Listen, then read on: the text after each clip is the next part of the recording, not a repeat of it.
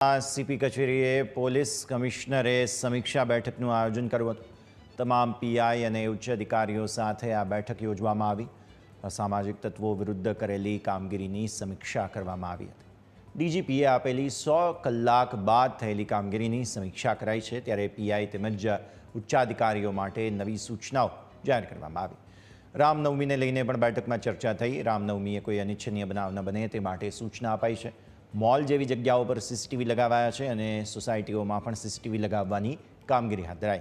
14,000 जेटला केमेराओ शहर में लगावाया है। केमेरानी फीड माटे टास्क फोर्स पण बनाववामां आवशे। शोभायात्रा ने लईने पण सेंसिटिव विस्तार एक्स्ट्रा फोर्स साथे तैनात रहेशे।